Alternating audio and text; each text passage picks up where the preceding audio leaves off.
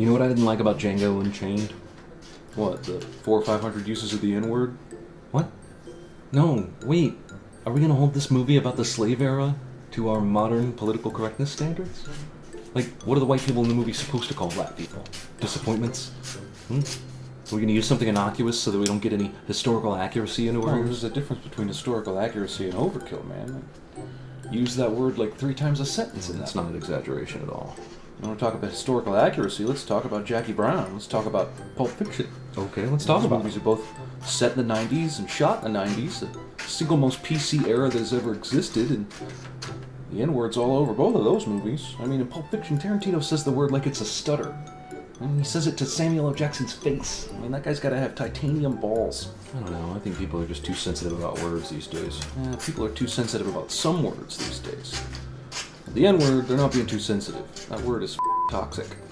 There's only one word more controversial than that. Which is? Dude, you do this is all on camera, right? Like, I cannot believe you just said that. Well, if Tarantino can say the N-word to Samuel L. Jackson, then, why can't I say the naughty words in flaunt it? That word isn't naughty, dude. That word, it's apocalyptic. Right, I'm sure Sam Jackson had a conversation. Yeah, Sam Jackson, like he's your buddy. Okay, Samuel L. Mother Jackson. The point is, do you think he would have done the movie if he was offended? Well, he certainly wasn't offended by the paycheck. Dude, everybody worked for scale in that movie. It was made for $8 million, and half of that probably went to the GIMP. GIMP doesn't cost anything. Come on. I can have a GIMP here by 5 p.m. with accessories. So the point is, about Django Unchained, I didn't like the scene where they're taking Django to the mine. Yeah, well, what was wrong with that? Well, everything.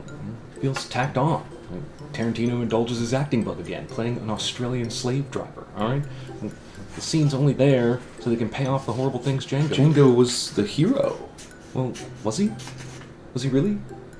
I mean, let's remember he's coming back to save his wife. That's a noble thing. Yeah, it's noble, but think about what he has to do to save his wife. He transforms into this method actor and becoming a black bounty hunter so vilely makes Uncle Tom look like Snow White. Yeah, he had to convince Leonardo DiCaprio. Right, but even after he's convinced DiCaprio and everybody else, he still lets that other black guy get lynched without stopping it. Even though Christoph Waltz is there and offers to pay his own good money to save the guy, he still let it happen. And the only way that pays off is if there's something that happens in the story later on where he can then be vouched for by slaves who can say, he's not with us or he's not one of The us. scene where he's being led to the mine. Yes, you just allowed all this suffering, right? And you let a man die a horrible death just in the event you were being led away to a remote mine. Just in the event other slaves were with you that could vouch for your story. And just in the event the white people believe your story and let you go, then maybe it can pay off and you can go see your wife again. I say, in the end, Django was the thing he was pretending to be. I say, I'd like to see you say that to a group of black people sometime. I don't really know any black people. That's racist. Well, you don't really know any black people either. Yeah, but I don't go around telling everybody about it.